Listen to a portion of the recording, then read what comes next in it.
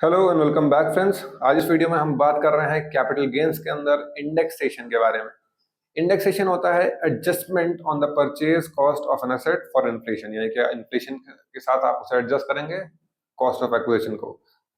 Cost of acquisition क्या होता है? ओरिजिनल प्राइस जो आप पे करते हैं किसी परचेज असेट को परचेज करने के लिए, खरीदने के लिए या एक्वायर करने के लिए, तो उसे बोला जाता है कॉस्ट ऑफ एक्विजिशन। इसी पर जब आप कॉस्ट ऑफ इन्फ्लेशन इंडेक्स लगाते हैं तो वो हो जाता है इंडेक्स्ड कॉस्ट ऑफ एक्विजिशन। जरूरत क्या है इसकी? अगर आप किसी लॉन्ग टर्म असेट को होल्ड करके फिर सेल करते हैं तो आपको इन्फ्लेशन की वजह से बिजनेस लॉस ना हो, मनी लॉस ना हो, इसके लिए बेनिफिट दिया जाता है।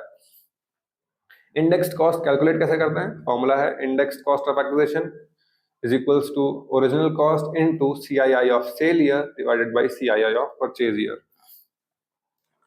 एग्जाम्पल के थ्रू अगर समझे तो लेट्स से आपने एक असेट परचेज किया for 5 lakh in year 2005, then आप उसे सेल कर रहे हैं इन द ईयर 2023।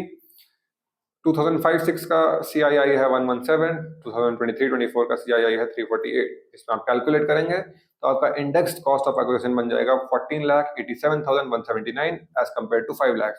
इसको आप डिडक्ट करेंगे अपने सेलिंग प्राइस से, फिर जो अमाउंट आएगा वो होगा आपका लॉन्ग टर्म कैपिटल गेन्स।